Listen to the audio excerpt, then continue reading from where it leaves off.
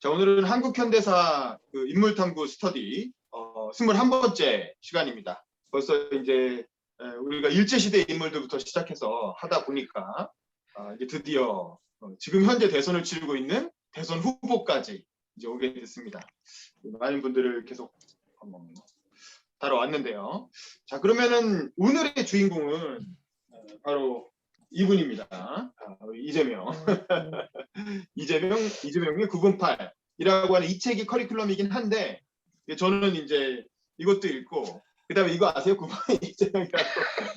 이재명 저격하는 책. 저는 이것도 거의 다 읽었고, 그 다음에 또 이런 것도 있어요. 이건 파워풀 이재명이라고. 이재명 이제 칭찬하는 책이지. 예, 이거는 그 경기도 대변인 하시는 분이 이렇게 한번 읽어보라고 주신 이제 홍보성 서적이고, 그다음에 최근에 나온 이재명의 스피치라는 책, 이것까지 이렇게 한 4권 정도를 참고 삼아 좀 읽고 있는데, 이재명의 908이라는 건 벌써 3번째 읽는 거고, 다른 책들을 이제 처음 보고 있습니다. 그래서 어쨌든 오늘은 이재명에 대해서 본격적인 인물 탐구를 해보는, 좀 있으면 또 투표를 해야 되니까 의미 있는 시간이 됐으면 좋겠네요. 윤석열 씨도 다르면 좋은데 그분은 자서전이 없어.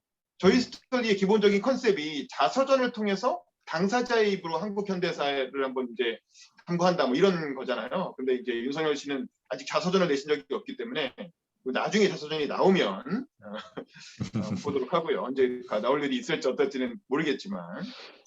자, 그럼 오늘은 이제 이재명의 908이라고 하는, 그러니까 이 책을 선택한 이유는 뭐 최근에 인간 이재명 뭐 이런 것도 있고 뭐 여러 가지 책들이 있지만, 일단 이재명이 나라고 하는 주어를 통해서 자서전의 형식으로 얘기한 그런 첫 번째 책인 거예요. 이게 2017년 대선에 처음 나왔을 때 그때 이제 자기소개를 하기 위해서 썼던 책이고, 어떻게 보면 그 이후에 나오는 어떤 이재명 관련된 많은 책들의 기본적인 준거가 된 책이라고 할 수 있죠.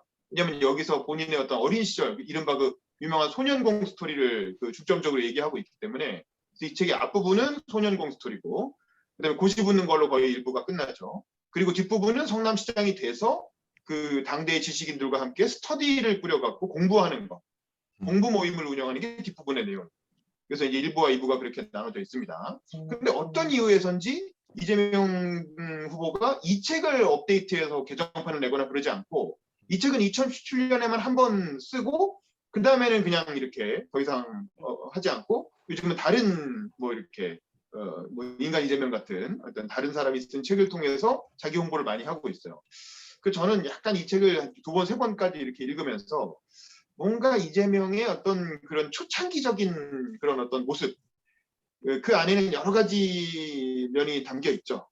좀 이제 그런 것들, 숨기고 싶은 모습일 수도 있고 자랑하고 싶은 모습, 그다음에 지금 얘기하기엔 조금 또 적절하지 않은 그런 점들까지 다 녹아 있는 것 같아서, 그래서 아마 이 책이 2017년 국면에서만 좀 쓰여지고 요즘은 언급이 잘 안 되는 게 아닌가 싶은데, 어쨌든 뭐 그런 얘기까지 포함해서 이 책을 읽으신 분은 읽으신 분대로 소감을 얘기해 주시고, 또 안 읽으신 분은 그냥 본인이 알고 있는 이재명에 대해서 어떻게 생각하시는지 그 얘기를 좀 하고 자연스럽게 토론을 해나갔으면 좋겠습니다. 먼저 정혜경 기자님부터 간단하게 본인 소개하고 이 책을 읽고 소감 얘기해 주시죠.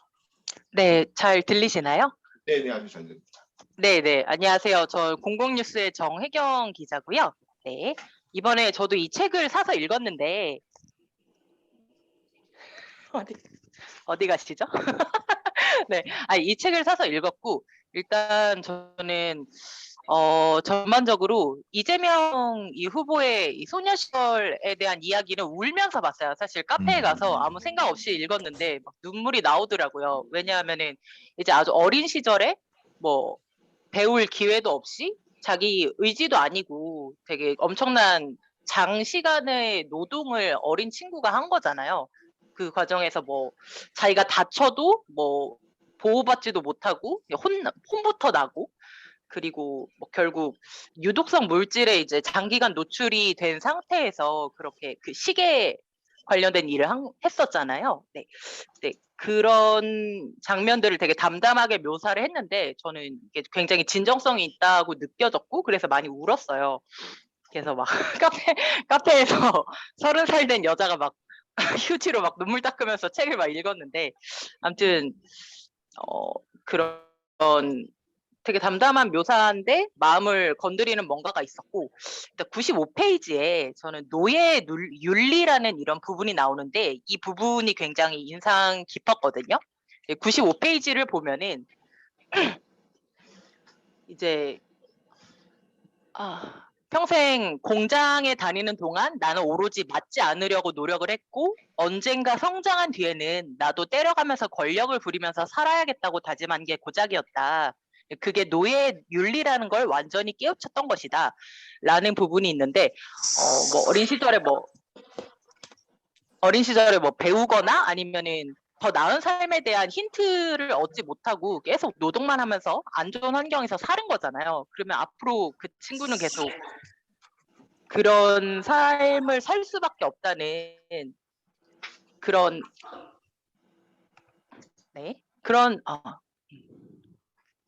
그 친구 어릴 때 노출됐던 환경에 그대로 이제 종속돼가지고 평생을 그렇게 살아야 된다는 사실이 너무 마음에 아팠어요. 뭐 누가 뭐 이 후보에게 뭐 너는 가능성이 크니까 좀 뭐 배워서 더 나은 사람이 되라라는 이런 한마디만 해줬어도 꿈을 가지고서 더 빨리 학업에 열중을 하거나 더 나은 삶을 살 수 있었을 텐데 그런 걸 가르쳐주는 사람은 계속 일만 하니까 평생을 그렇게 살았을 수도 있는 거잖아요. 저는 이렇게 삶에 희망이 없는 상태, 삶의 가능성이 없는 상태의 어린 시절부터 노출되는 사실이 굉장히 좀 소름 끼쳤고 그래서 이 부분이 인상 깊었어요. 아무튼 저는 좀 저에 대해서도 알게 됐는데 제가 전에 테일이 애니메이션을 보면서도 되게 울었거든요. 저는 좀 어린 청소년 친구들이 이렇게 힘들게 노동하고 다쳐가면서 열악한 환경 속에서 일한다는 사실이 굉장히 마음이 아픈 것 같아요. 그냥 저는 네, 아무튼 이제 그런 장면만 보면 저도 모르게 막 눈물이 나오더라고요. 네. 아무튼 그래서 이 전반부는 그렇게 좀 인상 깊게 읽었고 그 대학교 합격한 이후에 대해서는 좀 묘사가 잘 안 돼 있어가지고 저는 그 부분이 아쉬웠어요. 뭐 인권 변호사로 활동을 하시면서 뭐 시장으로 일을 하시면서 어떤 뭐 업적을 쌓았고 자기가 뭐 어떤 일을 했다 이런 거를 좀 소상히 써 주셨으면 하는데 너무 청소년기 얘기만 나와서 그 부분은 아쉬웠다라고 말씀을 드리고 이제 그 뒤에 시장을 하면서 스터디를 하셨던 이런 부분 있잖아요. 그 부분도 재밌게 읽었는데 김상조 씨가 나오더라고요. 142페이지에. 그래서 김상조 씨 하면은 약간 내로남불의 상징처럼 이렇게 생각을 해서 지금은 그렇지만 그 네, 당시엔 이미지가 아니었죠. 그쵸. 네, 이제 네, 문재인 정부 시절에 약간 논란이 돼서 이제 사라지신 분인데 아무튼 뭐 김상조 씨가 나온 부분도 좀 재밌게 읽었고 일단 137페이지에 보면은 이재명이 생각하는 게 약간 되게 합리적이라고 생각을 했어요. 이 137페이지를 보면은 그러니까 뭐 국민한테 정보가 제대로 전달이 안 된다. 핵심 정보를 알리는 것도 중요한 야당성이다. 이렇게 말을 하면서 이게 뭐 무슨 이슈 논쟁이 벌어질 때 중요한 정보를 알기 쉽게 요약해서 뭐 유인물을 뿌리고 플래카드를 막 도배지를 해야죠 이렇게 말을 하더라고요. 근데 저도 굉장히 공감을 했어요. 어쨌든 국민들이 먹고 살기 바쁘고 하루하루 이제 정신이 없는데 뭘 알아야 관심이 가는 거잖아요. 근데 내가 평소에 정보가 없고 제대로 알지 못하면은 뉴스가 나와도 관심이 없단 말이에요. 그래서 이렇게 약간 전투적으로 좀 국민들이 정책에 관심을 가지게끔 하는 자세는 저는 마음에 들었어요. 이런 부분은 전 합리적이라고 생각을 했고요. 그다음에 그다음에 좀 개인적으로 약간 의문이었던 부분도 있었는데 157페이지를 보면은 뭐 국방비를 아껴서 뭐 효율적으로 쓴 다음에 복지에 더 쓰자 이런 얘기가 나와요. 근데 사실 저는 약간 뭐라 그래야지? 그런 안보나 국방에 대해서 어쨌든 좀 약간 보수적인 입장인데 어쨌든 침략을 한 번 당하고 나면 그건 끝이잖아요. 그래서 그냥 개인적으로 뭐 국방비를 줄였는데 뭐 만약에 통일이 된다 하더라도 통일이 돼도 어쨌든 북한은 러시아나 중국 같은 대국이랑 맞닿아 있는 부분이잖아요. 통일이 어쨌든 되고 나서 그래 국방비를 줄이면은 이런 대국한테 더 침략이라고 해야 되나? 더 침략을 당하거나 얕보이지 않을까? 요런 걱정이 그냥 개인적으로 들었거든요. 그래서 좀 물론 한국 GDP의 8%에서 10% 가량이 국방비에 쓰여서 이게 굉장히 낭비라고들 말을 하더라고요. 그 정청래 의원도 자기 책에서 그런 얘기를 하고 통일이 곧 뭐 경제를 통일이 뭐 GDP를 아끼는 길이다 뭐 그런 얘기를 정청래 의원도 책에서 얘기를 했었는데 저는 좀 그냥 국방비를 감축해야 된다는 이 말 자체가 좀 그냥 불안하게 느껴진다고 해야 되나? 국민으로서? 저는 그랬습니다. 어떻게 생각을 하시는지 이 부분에. 네, 한번 얘기를 나눠보고 싶었고, 169페이지에 보면 뭐 남북 합의하에 상호 군사비를 감축하자 뭐 이런 얘기가 나오는데 좀 북한을 안 믿거든요. 그래서 서로 막 우리 같이 군사비 좀 감축을 하자. 우리 서로 국방비에 돈 낭비하지 말고 이 돈 아껴서 서로 복지에 쓰자라고 말을 해도 과연 뒤에서 딴짓을 하진 않을까 이런 걱정이 들 것 같아요. 그러면 국민 입장에서는. 네, 그래서 이런 부분에 대해서 또 한번 얘기를 나눠보고 싶었습니다. 네. 네, 감사합니다. 다음 우리 이재복 대표님. 이재복 대표님도 간단히 본인 소개해 주시고 뭐 책을 안 읽으셨으면 안 읽으신 대로 그냥 이재명 후보에 대한 소감 얘기해 주시죠. 우선 굉장히 오랜만에 이 독서 모임에 다시 왔습니다. 반갑습니다. 죄송합니다. 우리 이재명 대표님 완전 초창기 멤버인데 지금 초창기 네, 멤버 중에 네. 이제 남아 있는 사람이 없어. 아, 그래요? 아이고, 죄송합니다. 어디 간 거야, 네. 김보람? 저는 일단 책을 읽지 못했고요. 그럼에도 불구하고 오늘 이 책에 대해서 말씀을 너무 듣고 싶어서 왔습니다. 근데 아까 저는 이제 우리 정혜경 기자님 말씀 주신 부분에 굉장히 공감했던 게 만약에 소년공 시절에 이재명에게 누가 한 명이라도 너가 꿈을 꿀 수 있고 이룰 수 있다 그런 말을 해주는 사람이 있었다면 아마 달라지지 않았을까. 그 말씀을 하셨는데 굉장히 공감되고 또 약간 놀랐어요. 왜 그러냐면 제가 지금 사실 조금 바쁜 척을 하는 이유 중에 하나가 재단을 하나 새롭게 만들고 있어요.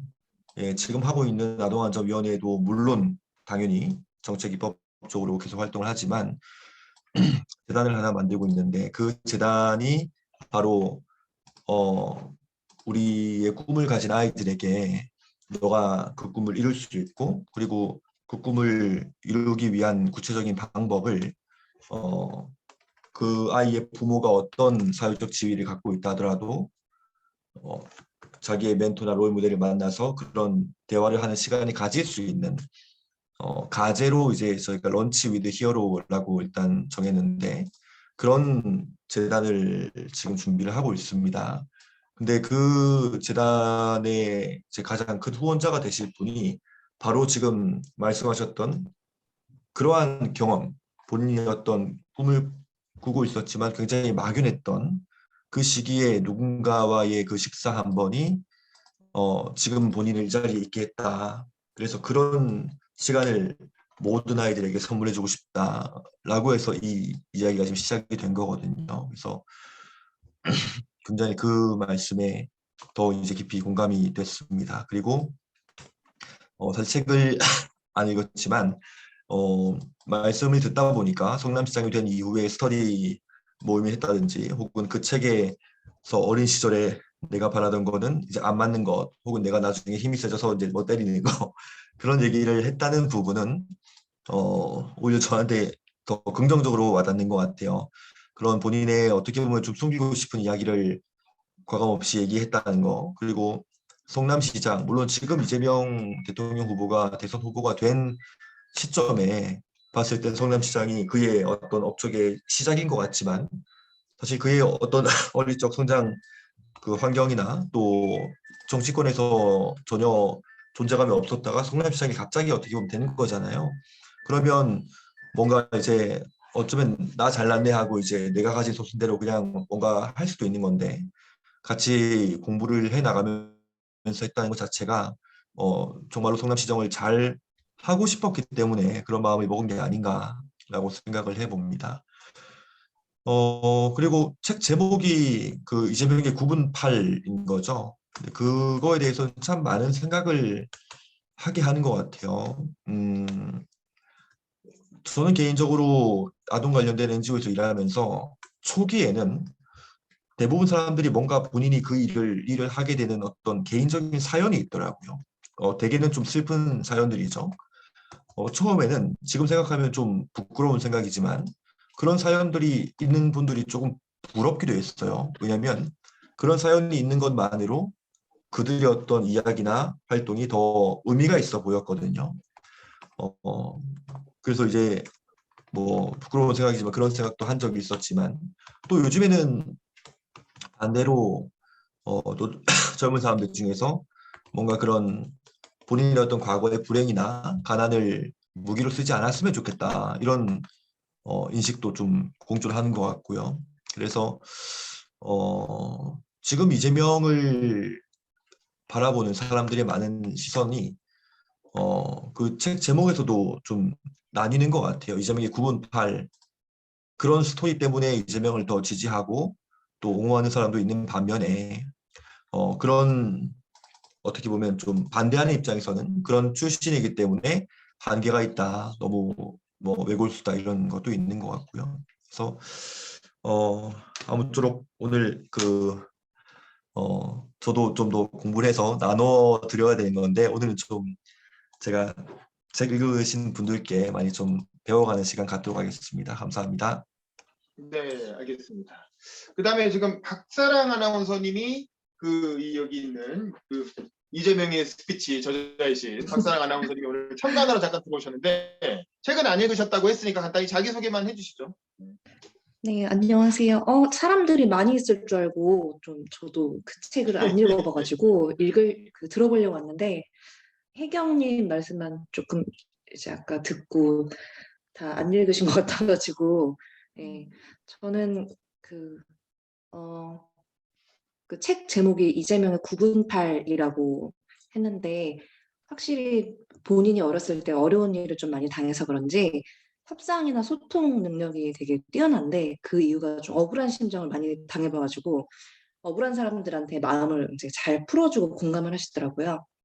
그래서 그게 좀 저런 책 때문에 또 그런 소통 능력이 생기지 않았을까 생각을 했는데 근데 그 얘기를 제가 그 9분8 그 내용을 못 들어가지고 윤범기 기자님께서 해주시면 잘 들어보겠습니다.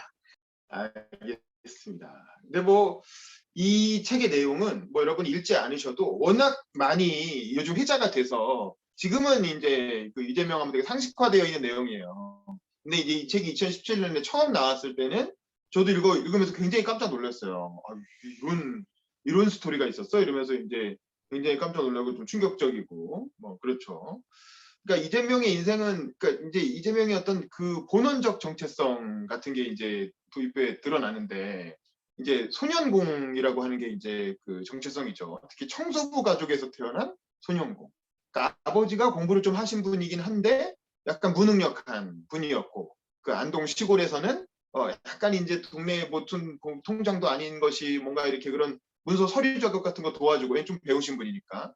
근데 이제 그걸로 별로 잘 인생이 풀리지가 않았어. 그래서 결국에는 그 돈을 못 벌고 되게 무능력한 상태로 있다가 도저히 이대로는 안 되겠다 그래서 서울로 이사를 오죠. 근데 서울로 못 오고 그때 이제 이른바 요즘 상대원 요즘 얼마 전에 그 시장에서도 가서 이제 연설도 하셨잖아요. 그 성남 지금의 성남 좋은 부자 동네가 아니라 그 청계천 철거하고 나서 철거민을 강제 이주시켰던 그 철거촌인 성남이 워낙 집값이 싸니까 거기에 아주 그 산 꼭대기에 이제 그 판자촌 같은 데로 이사를 들어와서 살기 시작한 거고 이제 그러면서 온 가족이 다 청소 무슨 뭐 탄광 뭐 이런 데 뛰어들어갖고 일을 하면서 이제 돈을 모으기 시작해서 겨우 이제 어른 됐을 때쯤에 집 한 채 겨우 마련을 한 그것도 아주 뭐 허름한 집이죠.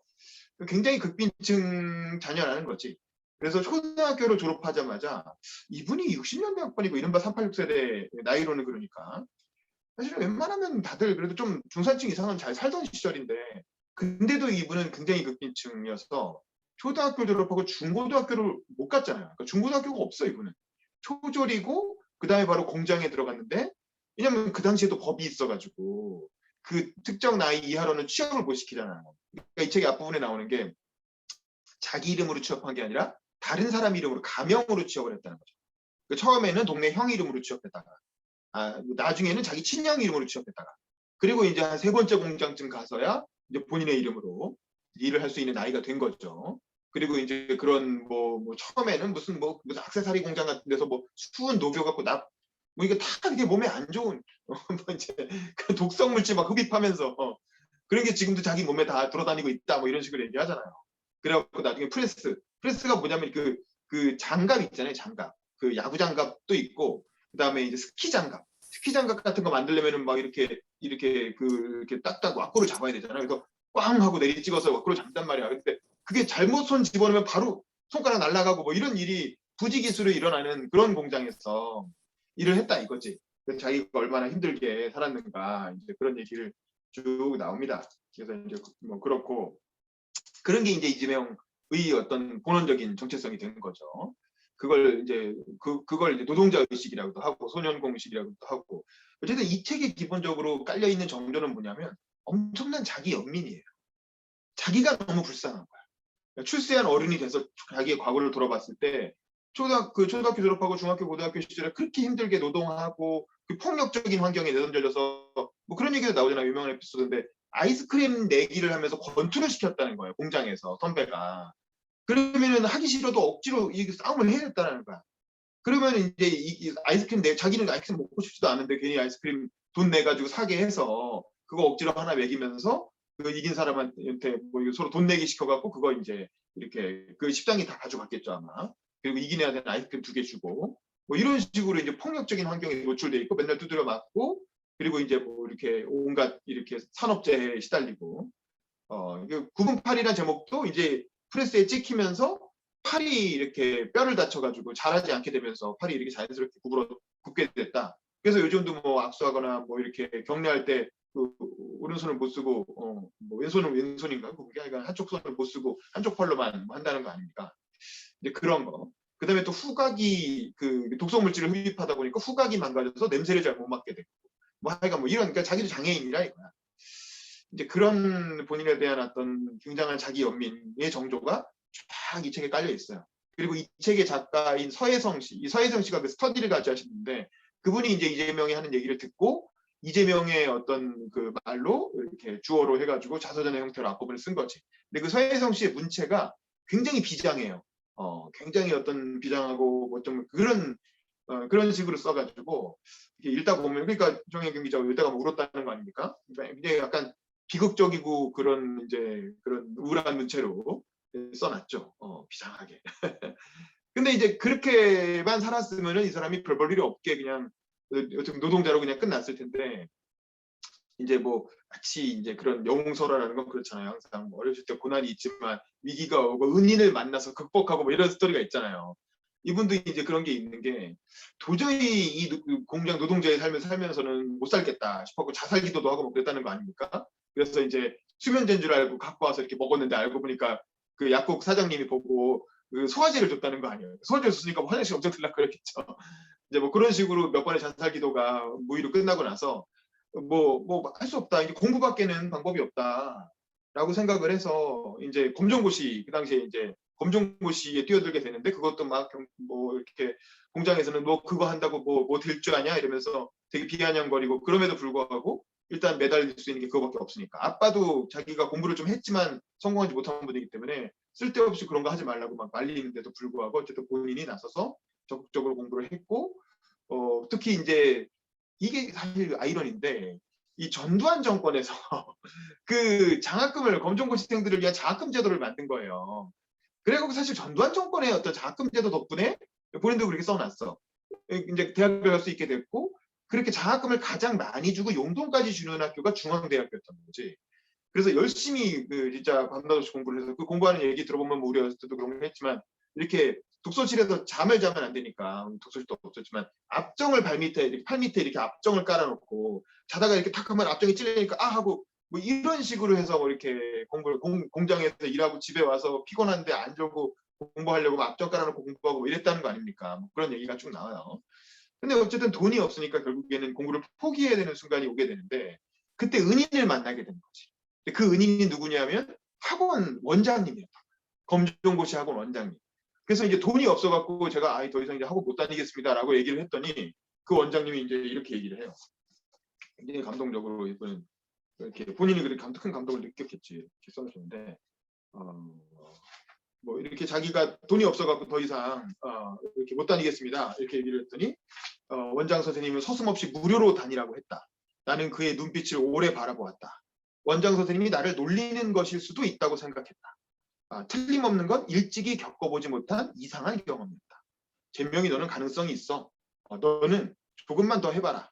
입시생으로 돈을 버는 사설학원이었지만 김창구 원장님은 처음으로 내 머리를 쓰다듬어준 교사였다. 그는 내 동생의 때 묻더니 그 또한 그냥 다니라고 해주었다. 일단 공부를 해야 한다. 블라블라. 그러면서 이제 이 김창구 원장님이라는 사람의 어떤 그렇게 후원으로 돈도 안 내고 검정고시 학원을 다닐 수 있게 된 거예요. 우리 동생까지. 뭐 그러면서 나중에 사법고시 합격해서 찾아갔을 때 나의 은사는 제자를 낳더니 말없이 눈물을 흘렸다. 나는 스승의 품을 비로소 비로소 느낄 수 있었다. 나의 스승은 단과학원을 하다가 세상을 떠났고 그가 남긴 인연은 그의 처남에게로 이어져 지금에 이르고 있다. 그러면서 이제 선생님 지금 돌아가셨고 대신 그 처남하고 지금까지 뭐 좋은 관계를 갖고 있다. 뭐 이렇게 얘기를 하는 거죠. 어쨌든 이 김창구 선생님이라는 분 덕분에 학업을 포기하지 않고 공부를 계속 할 수 있었고 이 공부를 잘하는 굉장한 재능이 있었던 거예요. 이재명은. 그렇게 해가지고 중앙대도 장학금을 받으면서 갔고 그 얘기는 뭐냐면 조금 더 욕심을 부렸으면 연고대든 서울대든 갈 수도 있었을지도 몰라요. 성적으로는. 근데 이제 장학금을 가장 많이 받을 수 있는 선택을 하다 보니까 중앙대 법대를 갔던 것이고 그리고 거기서는 이제 본격적으로 이제 운동권 문화를 만나게 되는 거죠. 근데 이제 이게 이 양반이 제대로 대학을 갔으면 81학번? 뭐 82학번쯤 되는 건가요? 그러니까 아주 전통적인 그야말로 그 운동권들이 대세를 이루던 386 세대인데 본인은 그 학생운동을 하지 않았어요. 왜냐면 이제 처음에는 별 생각 없이 대학 다니다가 그 광주에 관한 이제 뭐 비디오테이프도 보게 되고 이러면서 어렸을 때는 그 손영공 시절에는 다 같이 광주 욕하고 자기도 TK 출신이니까 한동 광주 욕하고 뭐 폭도라고 뭐 이렇게 빨갱이라고 막 부르고 그랬는데 대학을 가서 이제 광주의 진실을 접하게 되고 광주에 대한 어떤 생각이 트이면서 엄청난 부채의식을 또 느끼게 되죠. 이게 저는 또 이재명의 두 번째 어떤 정체성이라고 보는데 운동권 부채의식이에요. 운동권 주류에 대한 부채의식. 그러니까 소년공 의식과 함께 또 하나는 운동권 부채의식인데 그러니까 자기는 일단 광주에 대해서 진실을 알았어. 그리고 학생운동 하는 사람들이 옳다라는 것까지도 알았어. 근데 본인은 경제적으로 워낙 가난하고 이 가난을 탈출하는 게 우선이었기 때문에 고시 공부를 해야 됐던 거야. 그래서 뭐 친구들하고 무슨 뭐 정재호 의원이 나중에 국회의원 된 사람이잖아요. 그 동기랑 같이 으쌰으쌰 하면서 고민을 하다가 나는 일단 고시 공부를 하겠다. 고시를 붙어서 뭔가 이렇게 엘리트가 먼저 돼야 되겠다. 근데 너희들한테 참 미안하다. 내가 나중에 고시 붙고 나면 너희들한테 부끄럽지 않게 살겠다. 뭐 이런 식으로 얘기를 하고 고시 공부에 투신을 했고 고시도 굉장히 빨리 붙었어요. 일반 3, 4라고 하는 사실은 되게 윤석열 씨도 구수를 해서 붙었다는 거 아닙니까? 10년 공부해서 구수해갖고 붙었는데 이재명은 그냥 학부에서 붙어버렸어요. 3학년 때 1차, 4학년 때 2차. 이거는 뭐 서울대 법대생도 사실 이렇게 붙는 사람이 그렇게 많지 않거든요. 근데 그 당시에 고시를 이렇게 빨리 붙었다는 건 굉장히 시험 보는 능력이 뛰어난 그 인물이었다는 거죠. 그리고 본인만 공부한 게 아니라 그리고 자기 형인 이재선 씨도 공부하라고 꼬드겨갖고 같은 방식으로 검정고시에 뭐 대학 가고 그래서 회계사 시험 봐서 회계사를 만들고 그래서 이제 이 청소부 가문에서 잘난 아들 둘이 나온 거지. 한 명은 변호사가 되고 한 명은 회계사가 되고. 근데 그 둘이 이제 원수가 돼가지고 나중에 서로 물어뜯는 아주 그 악마처럼 싸우는 관계가 됐대. 그건 나중에 얘기야. 어쨌든 그래서 이제 이재명이라고 하는 사람이 출세하는 것까지. 그런데 변호사는 됐지만 그 얘기는 9분 8에 안 나오지만 그 고시를 합격한 데까지가 주로 나오죠. 근데 사실은 고시생으로서도 공부를 되게 잘해서 연수원 성적 나쁘지 않았고 그래서 검사가 될 수 있었다는 거예요. 그래서 검사 시보를 연수원 가면 다 하게 되잖아요. 검사십을 하는데 너무 일을 잘하더라는 거야. 자기가 생각해도 너무 잘해서 선배 검사가 야 너 진짜 검사 진짜 잘하겠다 뭐 이런 얘기도 했다는데 그러니까 본인이 그때 군사 정권이잖아요. 전두환 정부 시절이고 전두환 정부 시절에 검사 되면 뭐 잘하면 뭐 하겠어요. 누가 때려잡는 일밖에 더 하겠어. 그래서 본인은 사실은 판검사 임용이 가능했는데 자기가 차마 할 수가 없었다는 거지. 왜냐면 아까 말한 운동권에 대한 부채의식 때문에. 그래서 검사 임용을 안 하고 변호사로 가게 되는데 그때 결정적인 역할을 한 사람이 바로 노무현 대통령이었다. 그건 또 이 책에는 안 나와요. 이 당시에는 또 노무현 대통령 그 친문하고 싸우고 있는 중이었기 때문에 그랬는지 모르겠으나 이 책엔 그 얘기는 안 되는 다른 인터뷰나 이런 데 보면 나왔죠. 그래서 연수원 시절에 노무현 대통령이 변호사로서 특강을 왔는데 그때 연수원에서 그런 셀럽 그 변호사들 많이 부를 거 아니에요. 그때 이제 노무현 뭐 그 아직 이때 노무현도 정치 본격적으로 하기 전이지만 운동 그 변호사 사회에서 유명하신 분이었죠. 그래서 노무현이 와가지고 변호사는 굶지 않는다. 라는 그 유명한 말을 했다는 거예요. 니네 걱정하지 마. 너 먹고 사는 문제 때문에 다 판검사 돼야 되지? 아니야. 그런 거 아니야. 변호사는 적어도 굶지 않아. 걱정 말고 하고 싶은 거 해. 이렇게 강연을 했다는 거예요. 그 강연을 듣고 용기를 얻어서 판검사 임용을 거부하고 변호사로 이렇게 개업을 하게 됐다는 거죠. 그리고 이제 성남시로 돌아가서 시민운동을 하게 된 겁니다. 그리고 뭐 시민운동 하다가 나중에 이제 뭐 이렇게 그 성남 의료원 건립운동에 뛰어들고 정치를 하게 되고 뭐 블라블라. 뭐 그건 이제 그 이후의 스토리죠. 이 책에 나오지 않지만 본격적으로 정치를 한 거는 그 친노랑은 사실은 사귀기 안 좋았고 노무현계가 아니라 그 당시 열린우리당의 주류였던 정동영계로 들어가서 정동영의 후원회, 정동영 지지그룹의 이른바 정통이라고 하는 정동영과 통하는 사람들, 정통의 회장을 하면서 변호사로서 이제 정치 활동을 하고 민주당 부대변인도 하고 그러면서 열린우리당으로 성남시 국회의원도 출마했다 떨어지고 성남시장 출마했다 떨어지고 그러다가 이제 2008년인가요? 그 다 되는 분위기 2012년이었나? 그러니까 지자체장이 싹 민주당으로 갈릴 때 같이 성남시장으로 들어와서 이제 당선 2012년이겠네요. 당선이 되게 되죠. 뭐 하여간 뭐 그런 스토리인데 이 책에서 거기까지 자세히 쓰지 않았고 그냥 고시부터서 변호사 되는 것까지가 이 책의 일부. 그럼 이제 이 책에서 느낄 수 있는 이재명의 정책 첫 번째는 아까 말한 소년공의식, 두 번째는 운동권에 대한 부채의식. 이 두 가지가 저는 이재명을 규정하는 기본적인 멘탈리티라고 보고 그 다음에 이제 스터디는 뭐냐면 이건 이제 나중에 생략되는 삭제되는 얘기인데 그 당시 진보의 셀럽들을 만나요. 왜냐면 이재명이 성남시장이 되니까 그리고 성남시장이 돼서 모라토리엄 선언하고 그 다음에 무슨 청년배당 실시하고 뭐 하고 뭐 이러면서 이재명 대통령이 유명해졌어. 그러니까 진보 지자체 단체장 중에서 꽤 이름 있는 셀럽급 시장이 됐어. 그러고 나니까 진보 진영의 셀럽들하고 이제부터 처음으로 인적 교류가 생기는 거야.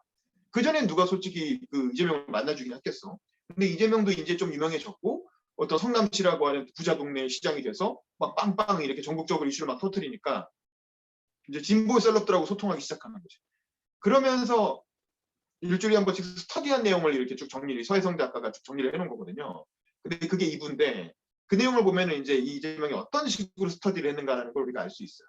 이게 뭐냐면 당시 운동권의 아주 주류 진보 진영의 아주 유명한 셀럽급 그 지식인들을 위주로 한 명씩 초청을 해서 특강을 듣고 토론하고 이런 방식으로 합니다. 그 스터디 멤버. 첫 번째로 불렀던 사람이 누구냐면 최태욱 교수. 최태욱 교수는 지금은 아무도 찾지 않는 교수지만 그 당시에 굉장히 셀럽에서 뭘 했냐면 이 사람이 비례대표제 포럼이라는 걸 운영하면서 이른바 연동형 비례대표제 운동을 한 사람이에요. 그래서 이제 비례대표제를 늘려야 된다. 그게 정치개혁의 알파의 오메가다. 이러면서 연동형 비례대표제 같은 거 도입해야 된다고 강력하게 주장하고 다니던 정치학자거든요. 최태욱 교수라는 사람이. 그 사람을 불러서 정치개혁에 대한 얘기를 하고 당연히 이제 비례대표제가 왜 중요하고 다당제가 왜 필요하고 뭐 그런 얘기를 하죠. 요즘 이재명 그 후보가 안철수한테 뭐 정치개혁, 정권교체가 중요한 게 아니라 정치교체가 중요하지 않느냐 라면서 선거법 개정 갖고 단일화하자 뭐 이런 제안도 하고 이러잖아요. 그 문제의식이 여기서 시작됩니다. 최태욱 교수의 그 다당제, 비례대표제 확대를 통한 다당제. 근데 사실 이게 요즘은 왜 얘기가 안 되냐면 연동형 비례대표제를 통해서 한번 해봤거든. 근데 이게 안 됐잖아요. 결국에는. 안 되고 더불어시민당 뭐 이런 거 다 위성정당 만들어가지고 결국엔 양당들이 다 도로 해먹었고 오히려 그 연동형 비례대표제를 이제는 도로 다시 이렇게 없애야 되는 거 아니야 뭐 이런 얘기가 나오고 있는 판이라 사실은 이미 진보에서 한번 굉장히 중요한 정치적 화두였다가 한번 실험을 했다가 결국엔 실패한 노선이거든 사실은. 이걸 뭐 이재명이 다시 하자고 하지만 과연 글쎄요 할 수 있을까요? 이것도 하나 있고 또 하나는 이 대통령제와 이 전면적인 비례대표제 확대가 잘 맞지 않는다는 정치학적 논의도 또 있어요. 그 당시 이 비례대표제 확대는 누구한테 주면 정의당한테 좋은 거거든요. 한마디로 말해서 운동권 부채 의식이 반영된 제도예요. 이 비례대표제를 확대해서 연동형 비례대표제를 해가지고 다당제로 가자는 건 결국 정의당 의석 늘려주자는 얘기잖아. 정의당의 지지율 30%까지 나왔는데 300명 중에 10%면은 원래 30석을 가져가야 되잖아요. 근데 비례대표 의석이 50석밖에 안 되기 때문에 3, 5, 15, 한 10석밖에 못 가져가는 거라고. 그러니까 이제 사실은 정의당이 제 몫을 찾아갈 수 있게 하려면 전면적인 비례대표제를 실시해야 되는 거지.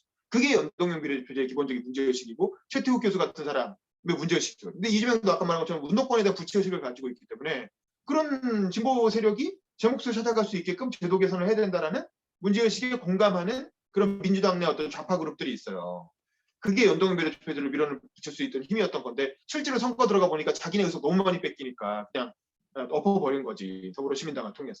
근데 어쨌든 그런 문제의식이 반영된 노선이 최태욱 교수의 노선. 근데 결국 폐기됐고 요즘은 아무도 최태욱 교수 찾지 않죠. 근데 2017년 당시엔 굉장히 셀럽이었던 거야. 근데 두 번째로 불렀던 사람은 이혜영 교수.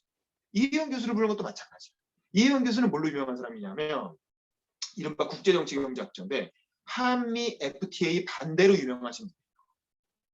한미 FTA 하면 나라 망한다. 절단난다. 멕시코처럼 된다. 이래갖고 그 유시민 이런 사람들이 그 노무현 정부 때 한미 FTA 막 추진하고 이렇게 옹호하니까 맨날 TV 토론 나와갖고 유시민이랑 토론하면서 한미 FTA 잘못됐다고 그거 하면 나라 절단난다고 노무현 욕하고 이랬던 사람이거든. 근데 그게 사실 진보의 주류 노선이었어요. 근데 그랬기 때문에 사실 그 진보 진영 안에서는 유명한 분이었지. 그 약간 올고전 소리 하는 그 정통적인 진보 노선을 대표하는 학자로 이혜영 교수가 되게 유명했죠. 근데 요즘 여러분 이혜영 교수 들어본 적 없죠? 요즘 이혜영 교수 TV 나온 거 본 적 있으세요? 없죠? 왜? 그 사람 말이 틀렸거든. 그래서 한미 FTA에서 나라 망했습니까? 우리나라 멕시코 됐습니까? 아니죠. 한미 FTA에서 우리나라 경제가 훨씬 더 좋아졌어요. 그리고 우리나라 농업 싹 다 망했어요? 우리나라 영화기 싹 다 망했습니까? 한미 FTA 해가지고 스크린 쿼터 줄였더니 아니죠. 기생충 대박 나가지고 아카데미상 받았어요.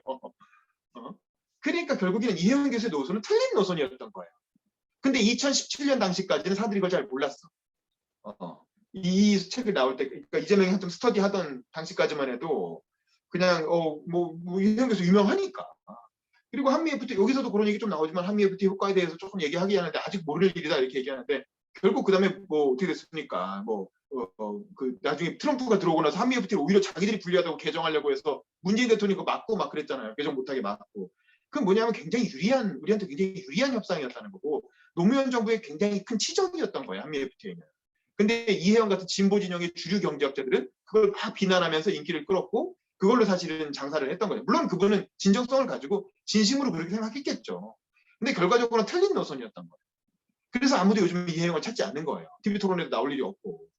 그렇죠? 그러니까 요즘은 그 사람 대신 최백은이라는 사람이 나와서 또 비슷한 얘기를 막 떠벌리고 있는 거지. 뭐 기본소득 맞다. 그 사람도 진짜 위험한 사람이에요. 이혜영이랑 비슷한 사람이죠. 제가 보기에는. 그 사람 말대로 하다가 한국 경제 결단납니다. 근데 어쨌든 근데 또 요즘 이렇게 그 이재명 후보는 또 최백은 씨 엄청 또 끼고 돌면서 그 사람 얘기 뭐 참고하고 이러는데 캠프에 영입했다가 문제되니까 도로 나갔죠. 근데 이것도 역시 운동권 부채의식이야. 운동권 주류에 대한 부채의식. 그래서 자꾸 운동권 주류 학자들을 데려다가 공부하고 그 사람들하고 이렇게 소통하려고 교통하려고 하고. 왜냐면 자기 같은 비주류가 성남시장 되니까 그런 주류들과 소통할 수 있는 기회가 생기니까 너무 좋은 거야. 그냥 그 자체가. 그런 유명하신 셀럽분들하고 내가 이렇게 토론한다는 것 자체가 너무 신나는 게 막 느껴져요. 제가 보면. 그래갖고 그런 사람들 불러서 특강도. 세 번째 부른 사람은 누구니까? 김상조죠. 그 유명한 김상조. 그래갖고 또 김상조 불러서 재벌 기업 얘기하고 법인세 높여야 된다는 얘기하고 막 또 신나게 또 이렇게 김상조 얼마나 이 사람이 뭐 똑똑하고 그러면서 청렴하고 뭐 이런 걸 막 다 써놨어. 근데 어떻게 됐습니까? 그 똑똑하고 청렴한 김상조 청와대 정책실장 시켜놨더니 그래서 뭐 김상조가 해가지고 뭐 우리나라 경제 노무현 정부 전반기에 경제 좋았어요? 괜히 뭐 이상한 거 최저임금 올리고 부동산 수요만 억제하고 공급은 안 하고 그러다가 결국엔 어떻게 됐습니까? 김상조가 무슨 세상을 바꿨어요? 청와대 밀자 시켜놨는데 결국엔 그러다가 내로남불로 말이야 자기 뭐 전세값 올려는 뭐 그런 거였죠. 그래서 문제되니까 결국에 그만두고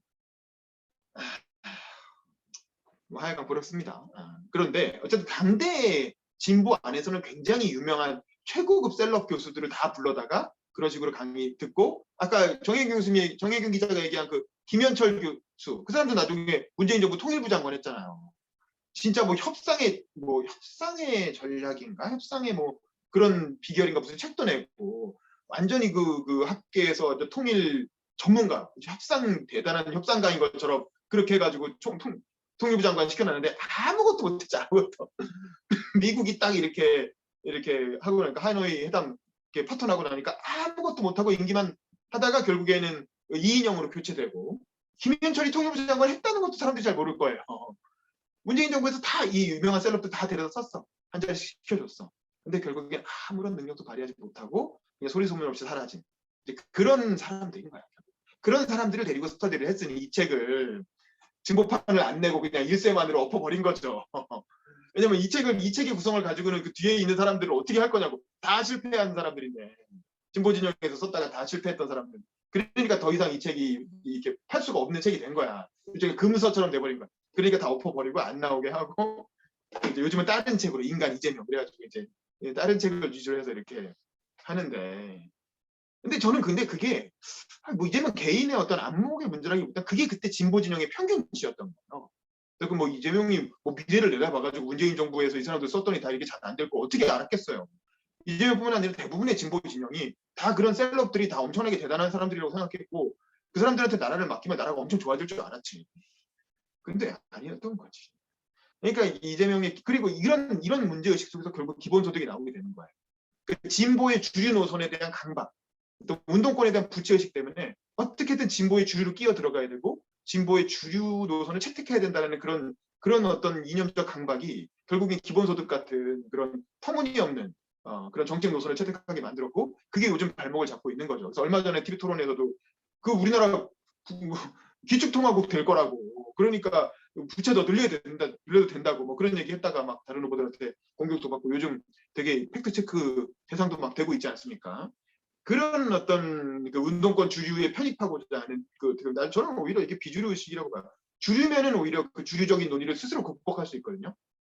근데 이 비주류이기 때문에 오히려 주류 노선에 대한 어떤 집착이 뭔가 저걸 채택해 내가 주류로부터 인정받을 수 있다라는 그런 어떤 집착이 작동을 하는 것 같고 그래서 자꾸 근데 그런 노선이 오히려 진보 안에서는 주류 노선을 채택했기 때문에 경선 후보가 된 거죠. 오히려 이낙연이나 정세균 같은 온건한 사람들이 제끼고 경선 후보는 됐지만 본선에 가서는 이 노선이 발목이 됩니다. 기본소득이라든가 전국민 재난지원금이라든가 이런 노선이 결국 본선에서 발목을 잡게 되고 이 중도 싸움에서 밀리게 되는 거죠. 그래서 위기를 겪다가 그러니까 저는 요즘에 이재명 후보는 굉장히 적극적으로 중도로 오고 있는 것 같아요. 그래서 그런 노력들을 많이 하시는데 그래도 근본적으로 어떤 진보 어떤 그 노선에 대한 집착 이런 게 지난번에 기축통화국 같은 그런 무리한 얘기를 하게 만들고 그게 이제 국민들한테 불안감을 심어주게 되는 게 아닌가. 그래서 저는 이재명 후보가 조금 더 이렇게 저는 근데 이재명 후보가 굉장히 합리적이고 머리가 좋고 학습력이 뛰어난 정치인이라고 생각을 하거든요. 그리고 기본적으로 현실주의적이고 또 마키아벨리즘적인 어떤 그런 사고도 할 줄 알고 그렇기 때문에 저는 이게 좀 중앙무대로 와서 조금 더 공부를 하시다 보면 저는 이런 어떤 진보적 어떤 편향 혹은 좌파적 편향이 저는 극복될 거라고 봐요. 시간의 문제일 뿐이지. 중앙 정치 무대에서 이렇게 하다 보면 문재인 대통령도 초기 2년은 굉장히 진보적으로 가다가 하반기로 오고 나서 굉장히 중도적이고 사실 홍남기 비난하지만 홍남기를 누가 쓰고 있는 겁니까? 문재인 대통령이 쓰고 있는 거잖아요. 따지고 문재인 대통령이 굉장히 이렇게 처음에 비해서 나중에는 중도화되고 합리화되는 부분이 있거든요.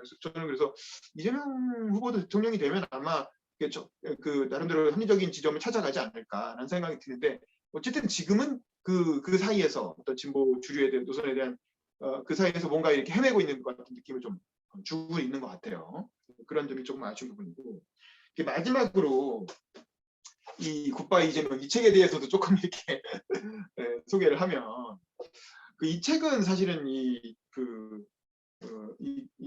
장영하 변호사라는 분이 쓰신 책인데 이재명과 이재선 사이에 있었던 그 다툼, 그 갈등을 기록한 책이죠. 장영하 변호사가 아마 이재선의 그 변호사 선임 받은 사람이었던 것 같아요. 근데 이제 이 양반도 열린우리당으로 국회의원 출마를 했던 사람이야, 성남시에서.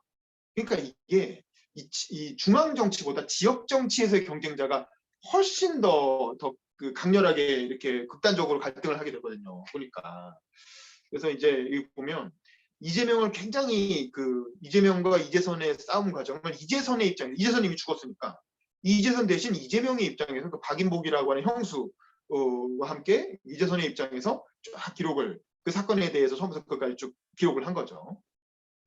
근데 이제 보면 틀린 이거 가처분 신청했지만 결국에는 기각됐잖아요. 그래서 지금 시중에 팔리고 있는데 읽어보면 뭐 그렇게 특별히 새로운 내용이 있다기보다는 그냥 그 이재명과 이재선 사이에 주고받은 그 문자 뭐 그런 것들을 다 그냥 기록을 해놓은 거야. 근데 이제 굉장히 뭐 이렇게 막 그 서로 비아냥거리고 욕하고 뭐 이렇게 입에 담기 힘든 막 그런 것들이 막 나와요. 그 이른바 형수 욕설 그 이렇게 그 성기 훼손 그거에 관한 내용들이 이렇게 쭉 나오고.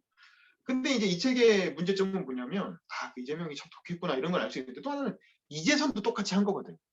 왜냐면 그 문자 내용이라고 보면 이재선이 먼저 문자를 보내고 그거에서 이재명이 답장하고 뭐 이런 내용이에요. 혹은 이재선이 먼저 성남시 게시판에 이재명을 욕하는 이른바 민원성 글을 쫙 수십 개를 올리고 그거에 대해서 이재명이 대응하는 그런 내용인데 이재선이 뭐라고 성남시 게시판에 올렸는지는 안 써놨어. 그리고 이재선이 이재명과 어떤 이 김혜경한테 뭐라고 문자를 보내는지 그건 안 써놨어. 근데 그거에 대해서 답장 온 것만 쫙 책에 써놓은 거예요. 아니 이 책이 공정하게 할 거면 이재선이 뭐라고 했는지도 써놨어야지. 왜냐면 문자라는 건 다 그 안에 기록이 돼 남아 있잖아요. 그러면 당연히 이재선이 이재명한테 보낸 문자도 다 기록이 있을 텐데 그거는 싹 빼고 이재명과 김혜경이 문자 보낸 내용만 기록을 해놓은 거예요. 근데 거기 보면은 참 이렇게 나쁜 얘기들이 많지만 그 맥락을 보면 이재선이 먼저 공격을 했고 그래서 그 공격한 거에 대해서 맞받아서 반응하는 내용들이거든요. 근데 그런 내용은 먼저 공격한 내용을 담지 않았기 때문에 사실은 그렇게 공정한 이게 어떤 한 1편의 진실일 수는 있으나 그렇게 공정한 책이라고는 볼 수 없죠. 오늘 한 편의 내용만 일방적으로 물론 이제 결과적으로 이재선 씨 죽었으니까 그리고 이재명은 시장과 도지사를 거쳐 지금 대선 후보까지 됐으니까 더 권력자고 그러니까 약자의 입장에서 뭐 이렇게 대변을 한 거 아니냐 이렇게 볼 수도 있지만 어쨌든 이 책의 내용만 가지고는 별로 공정한 서술이라고 볼 수 없어요. 한쪽 입장만 일방적으로 대변해놨으니까. 저는 이재명도 그 들어보면 뭐 그럴 만한 왜냐면 본인이 당했으니까 당한 만큼 한 거고 이재선이 독한 사람인 만큼 이재명도 독한 사람인 거고 거의 비슷한 정도의 어떤 그런 거고 또 이 가족끼리 싸우면 더 극단적으로 왜냐면 서로 어떤 모든 걸 다 알기 때문에 가족끼리 원수되면 더 무섭잖아요. 여러분도 아마 가족들 사이에 그런 송사나 뭐 이런 거 겪는 특히 재산 싸움이나 뭐 이런 것 때문에 사이 틀어져가지고 원수된 가족들 많이 있을 거예요. 주변에서 보실 텐데 그러면 되게 이렇게 그렇게 되거든. 저는 뭐 그런 걸 이재명은 불행한 가족사라고 얘기하는 거고 이쪽은 뭐 불법이고 뭐 이렇게 얘기하는데 뭐 제가 보기에는 뭐 그 다 비슷한 사람들끼리 싸운 거라 누구 잘잘못을 따지기가 좀 그렇다 그런 생각이 들어요. 그리고 또 하나 그 이재선을 강제 입원시킨 건 사실이 아닙니다. 이 책에도 나와요. 이재선이 정신병원에 간 건 사실이지만 정신병원에 간 건 이재선 스스로가 정말 증세가 나빠져가지고 그래서 그 와이프하고 딸이 동의해서 정신병원에 보내는 거예요. 다만 이재명이 정신병원에 보내려고 시도했다라는 흔적들이 있다라는 건데 그건 뭐 실제로 실행된 건 아니니까 그런 어떤 정황이 좀 있다라는 거죠. 뭐 이렇게 보건소 이렇게 이렇게 소장이 그렇게 한 것 같고 뭐 소장이 바뀌고 그런 거 따지고 물었더니 뭐 전화 끊고 뭐 그런 정황들이 이렇게 제기되어 있지만 이재선이 정신병원에 갔지만 그건 이재명이 강제로 보낸 건 아닙니다. 그거는 이 책에서도 그렇게 나와요. 다만 그러려고 시도했다라고 주장하는 거지.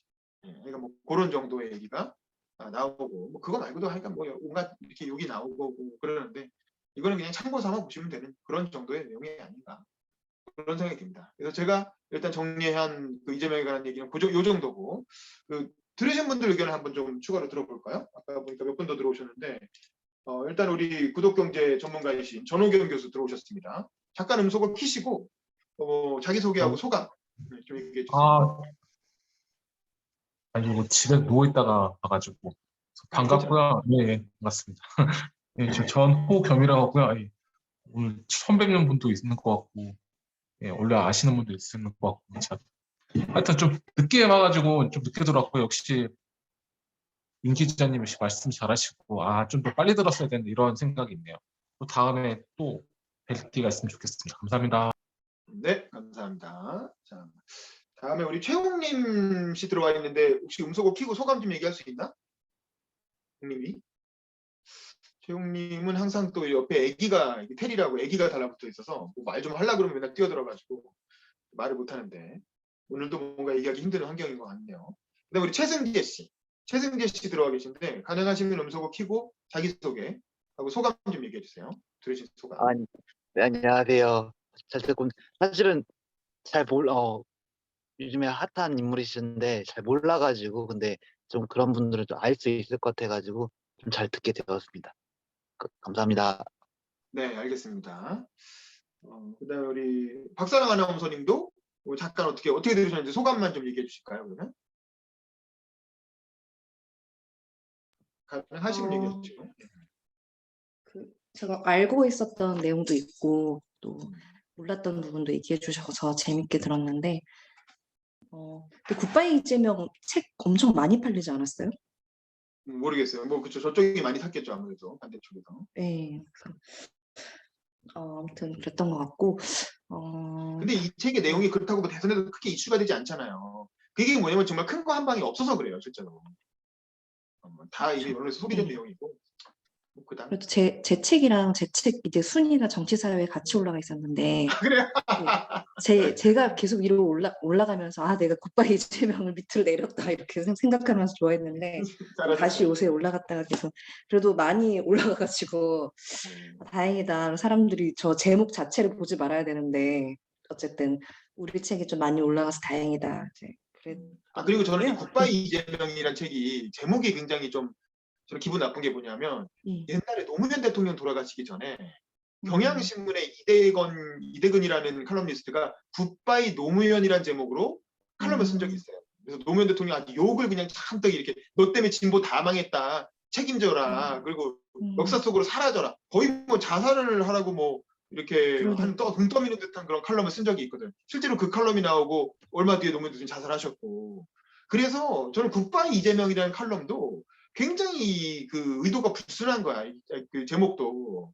그런 굿바이 노무현을 연상시키는 그런 제목이거든요. 저는 뭐 굉장히 좀 기분이 안 그리고 좋습니다. 되게 어떻게 보면 가족사인데 남의 가족사는 누구나 뭐 그 형이 정신질환 조울증 있다고 들었거든요. 근데 그런 분하고 안 살아본 사람이 실제로 이제 얼마나 힘든지를 안 겪어보신 분이 그런 가족사를 막 남의 그걸 헤집어가지고 책을 썼다는 것 자체가 되게 저질스럽다라는 생각을 일단 저는 한 것 같고 그리고 그 혹시라도 이런 스토리 궁금하신 거 있으시고 좀 알아보고 싶어서 들어오신 분들은 윤범기 기자님 그 다중다연구소 채널 가면 이제 저희 책 쓴 거 리뷰도 있고 그리고 다스베이다 가면은 대선 짤이라고 해서 저희가 강의했던 거 나와 있거든요.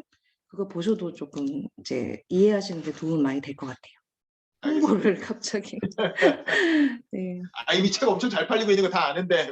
네. 그래도 더 많이 사주세요. 들으실 알겠습니다. 분들은. 그 감사합니다. 쓰신 책 제목이 제가 아까 못 들은 것 같은데 혹시 이재명의 스피치거든요. 그 책 아까 말씀 주신 네. 네네네. 네, 그동안 연설하신 거 다 모아가지고 이제 저만 쓴 건 아니고 심리학자님이 뭐 분석하셔가지고 같이 그 사람 심리까지 분석해서 쓴 책이거든요. 그래서 읽으면 좀 재미있고 도움도 많이 되실 거예요. 네, 감사합니다. 스텔러예요. 스텔러고 다스베이더에 출연하셔갖고 그것 때문에 엄청 유명해져서 지금 굉장히 잘 팔리고 있는 정치사회 쪽에서 책인 것 같아요. 부럽습니다. 기자님도 또 다음에 쓰면 홍보 열심히 하겠습니다. 홍보 많이 해주셔가지고 감사해요. 웅님이 아직 발언 얘기하기 힘든가? 최웅님? 웅님이 아직 좀 어려운 것 같고. 그러면 우리 정혜균 기자하고 이재복 대표 소감 듣고 마치도록 하죠. 먼저 정혜균 기자님부터 소감 얘기해 주시죠. 네. 그냥 뭐 저 이번 책도 굉장히 뭐 재미있게 읽었고, 네. 오늘 그리고 윤 선배의 그런 부가적인 설명도 굉장히 유용하게 들었습니다. 네, 감사합니다. 다음 이재복 대표님. 네, 저는 소감을 그 질문으로 좀 대신하고 싶은데요. 아까 이제 김상조 이제 교수였죠. 당시 스터디할 때는 굉장히 핫했고, 그리고 그때 당시에는 그 이론이 진보에서 주류였기 때문에 스터디도 했을 텐데, 그가 막상 청와대 정책시장으로 갔을 때는 실패했잖아요. 그러면 그러니까 왜 실패했을까? 그거에 대한 사실 윤 기자님 생각이 궁금해요. 왜냐하면 명확히 그가 정책실장이 되기 전부터 실패할 것이 뻔한 이론이었다면 정책실장에 가지 않았을 텐데, 그리고 그 이전에도 그렇게 인정받지 못했을 텐데, 그가 실패한 건 그 이론 자체가 틀려서 그런 건지, 아니면 그거를 실행하는 어떤 정치력의 부재인 건지, 그런 거가 좀 궁금합니다. 어떻게 생각하시는지. 이건 뭐 당연히 이론이 틀려서 그런 거죠. 음, 근데 그거는 참 실제로 해보지 않으면 모르는 거예요. 그래서 소득주도 성장이라는 게 결국 이제 최저임금을 올려갖고 사람들의 어떤 소득을 늘려서 수요를 진작시켜갖고 그걸로 성장을 이끌어내겠다. 뭐 이런 얘기잖아요. 뭐 말로 들으면 뭐 임금주도 성장론이라는 거 아닙니까? 그 ILO에서 그 이른바 진보 쪽 전문가들이 얘기한 임금주도 성장론을 한국식으로, 한국은 자영업자가 많으니까 소득주도 성장이라고 바꿔서 이렇게 한 건데, 그게 이론적으로는 그렇듯한데 이게 사회과학이라는 건 김종인 씨 책에도 나오지만, 자연과학은 실험하다가 터지면 실험자 자기만 다치고 말지만 사회과학은 실험했다가 잘못되면 전 국민이 다 같이 피해를 본단 말이지. 전형적으로 그런 검증되지 않은 이론을 가지고 국정에 적용했다가 전 국민이 다 같이 이렇게 폭발해가지고 다 같이 피해를 본 그런 사례라고 할 수 있죠. 그래서 장하성, 김상조, 김수현 이 세 명의 문재인 정부 정책실장들은 정말 역사에 큰 죄를 지으신 거예요. 저는 개인적으로는 김수현 교수님하고 좀 친분도 있고 개인적으로 좋아하고 존경하는 분이긴 한데, 그것과는 별개로 그분들이 그 문재인 정부 경제실장을 할 때 했던 정책들이 사실은 대한민국 경제에 굉장히 큰 피해를 끼쳤고, 그것 때문에 자영업하다 망하신 분들이 인생을 어떻게 책임질 거냐. 그것 때문에 편의점하다가 망한 사람들, 최저임금 올라가가지고 자영업 접고 인생 진로를 바꾸게 된 사람들을 어떻게 책임질 거냐 말이죠. 물론 이제 그래서 우리나라 자영업이 좀 더 고부가 가치화됐고 좀 더 고급화되고 뭐 그런 건 있어요. 그런 건 있어요. 그래서 뭐 이태원이니 뭐니 이런 데 가면, 한남동이 이런 데 가면 굉장히 고급 카페, 고급 음식점, 왜냐면 그렇게 고부가 가치로 하지 않으면 살아남지 못하니까 이게 허접한 가게들 다 망하고 진짜 좋은 것만 뭐 이렇게 되는 측면도 있겠지만, 그다음에 코로나 터지면서 더 힘들어지고. 근데 어쨌든 그런 식의 이론이 그랬고, 근데 또 하나는 뭐냐면 김상조 교수 같은 경우는 본인이 이렇게 떠들었던 거에 비해서 청와대 가서 한 일이 너무 없어요. 좀 큰 구조 개혁을 해야 되는데, 사실 김상조 재벌 개혁 전문가였잖아요. 그래서 문재인 정부 들어와서 재벌이 뭐 엄청나게 개혁됐습니까? 김상조 해가지고 우리나라가 뭐 재벌 공화국이 아니게 됐어요? 지금도 여전히 재벌 공화국이잖아요. 지금도 여전히 다 삼성현대차 최고의 권력이고 그렇잖아요. 그럼 그런 문제가 해결됐냔 말이지. 그러니까 결국 자기 아젠다를 그 새로 정권을 잡고 나서 뭐 이렇다게 뭐 한 게 없어요. 그리고 구조적인 개혁보다는 그냥 그때그때 어떤 땜질식. 그리고 김상조 교수 했던 게 뭡니까? 이른바 문재인식 뉴딜, 뭐 그린 뉴딜, 스마트 뉴딜 뭐 이런 얘기하면서 결국 돈 쓰는 거, 돈 써갖고 학교 부수고 새로 짓겠다 뭐 이런 거나 했지. 뭐 이렇다게 뭐 진보적 아젠다를 가지고 들어가서 뭐 이렇게 한 게 없거든. 실험한 건 다 실패했고. 그래서 결국에는 이거는 저는 김상조 교수 정도 되면 진보 진영 안에서 굉장히 뛰어난 인물이었다고 봐요. 말도 진짜 잘하고 어쨌든 그 토론 실력이나 이런 것도 있고 공부도 많이 하신 분이 맞고. 근데 문제는 뭐냐면 이 학자 지식인은 자기 전공 분야만 잘 알아요. 근데 이제 청와대에 들어가서 정책실장을 맡게 되면 모든 분야의 어떤 경제 현안을 다 파악해야 되거든요. 그래서 교수 출신을 데려다 쓰면 항상 이런 문제가 생겨요. 전공 분야에만 집중하기 때문에 그거만 조금 넘어서면 사실 나머지 다 문외한인 거야. 거기 가서 처음 배우는 거야. 그러면 당연히 아마추어처럼 허둥댈 수밖에 없고, 그럼 관료들이 보기에는 무능해 보이는 거지. 뭐 잘 알지도 못하면서 이렇게. 그러다가 결국 좀 허둥대다가 몇 가지 말실수하고 뭐 몇 개 좀 정치 잘못되면 책임지고 물러나고 그러다 보면 결국 임기 말에는 관료 출신이 기재부 출신이 들어와서 정책실장하고, 그 패턴이 민주화 이후에 계속 반복돼요. 이번 정부도 그래요. 노무현 정부도 마지막에 정책실장한 사람이 변양균이었죠. 변양균은 기재부 관료 출신이잖아요. 이번 정부도 정책실장 누군지 이름도 모르죠. 왜냐면 관료 출신이라 이름도 모르는 거예요. 마지막 정책실장. 결국 기재부 관료가 또 정책실장 하게 됩니다. 이런 거를 우리가 그만하자고 국회 신성장합 스터디도 만들어서 이게 정치인이 사실은 경제 현안에 대해서 이렇게 정통한 실력을 갖춰야 이런 패턴을 극복할 수가 있는 거죠. 그러니까 교수한테 아웃소싱할 게 아니라 정당 자체가, 정당 내부의 어떤 정치인들이 실제로 이 정책을 좌지우지할 정도의 그런 실력을 갖춰야 됩니다. 근데 야당일 땐 그런 실력을 갖출 수가 없어요. 야당은 비판만 하면, 특정 사안에 대해서 비판만 하면 되니까 그런 종합적인 안목을 갖추기가 되게 어렵죠. 교수들도 마찬가지. 이른바 진보 진영 교수들도 한미 FTA면 한미 FTA, 뭐 재벌 개혁이면 재벌 개혁. 딱 자기 전문 분야 하나만 쥐고 그것만 드립다 비판하면 유명해지거든. 그럼 그런 유명사 때문에 와, 저 사람 대단한 전문가인가 보다. 우리나라의 제갈공명인가 보다 하고 데려다 써. 뭐 장하성 이런 사람도 대표적이고. 근데 써보면 별게 없어. 왜냐면 그 분야에 한정해서만 이렇게 드립한 사람들. 그러니까 결국 국정 전반을 감당을 못하니까 다 한 1년 하다가 잘리고 1년 하다가 잘리고 이렇게 되는 패턴이 반복되는 거죠. 그래서 국정 전반을 두루 이렇게 꿰고 있는 그런 정책 전문가가 필요한데 그런 사람을 길러내는 조직이 없어요. 우리 사회에서. 대학에서 길러내지 못하고 정당은 말할 것도 없고 그러니까 결국 관료한테 의존하게 되고 그런 거죠. 이건 대통령 혼자 어떤 별도의 스터디를 통해서 좀 커버를 해야 되는데 그래서 이재명이 이런 스터디를 하는 거야. 근데 그 스터디 자체가 오염되어 있는 거지. 그 진보의 어떤 편향에 의해서 오염되어 있으니까 결국 제대로 된 역량 있는 인재가 주변에 없게 되는 거고 그게 그 지난번 대선 토론 같은 어떤 현상으로 나타나게 되는. 어쨌든 뭐 이 정도로 하고 옥님이 아직도 있나? 김보람 씨 들어오셨네요. 우리 김보람 대표님 너무 늦긴 했지만 잠깐 인사하고 마치도록 하죠. 음소거 키시고. 네, 아이고 늦어서 너무너무 죄송합니다. 네, 지금 막 강동에서 돌아왔습니다. 아이고. 예, 책은 못 읽으셨죠?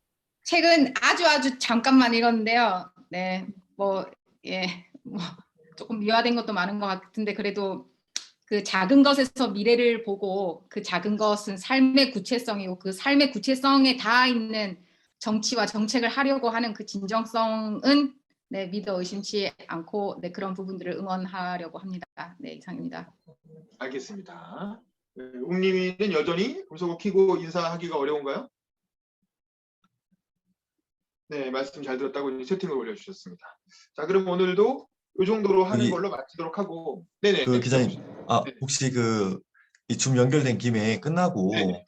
혹시 윤 기자님이랑 그 보람님 저랑 잠깐만 한 3분만 시간 내주실 수 있을까요? 오케이, 알겠습니다. 회의 네네네. 마치고. 네, 좋습니다. 네, 네. 끝내기 전에 그 다음 달 대선 끝나고 하는 스토리잖아요. 따끈따끈한 새 책을 준비했습니다. 안종범 수첩이라고.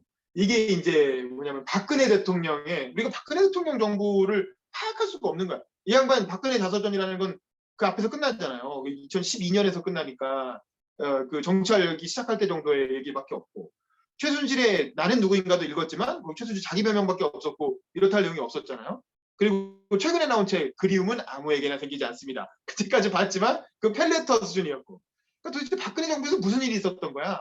그걸 우리가 알 수가 없었는데 그나마 가장 근접하게 박근혜 정부의 어떤 내밀한 그 국정농단 상황을 내부자 시선에서 특히 자서전의 형식으로 냈기 때문에 우리 스터디의 어떤 취지에 딱 맞는 그런 어떤 박근혜 정부를 파악할 수 있는 좋은 책이 나왔습니다.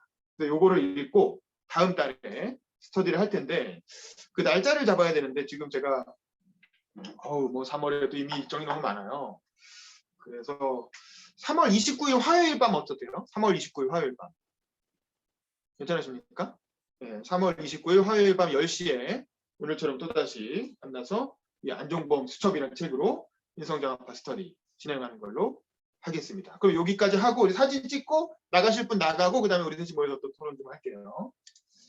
자, 그러면 다들 이렇게 그 화면 좀 봐주시고 이렇게 책 있으신 분은 책 좀 나오게 해주시고 캡처하도록 하겠습니다. 봐주세요. 자, 하나, 둘, 셋. 됐나? 예, 된 것 같습니다. 자, 그럼 여기까지 하겠고요. 그러면 다른 분들은 나가주시고 우리 재복 씨, 보람 씨만 남아서 같이 얘기 좀 더 하도록 하겠습니다.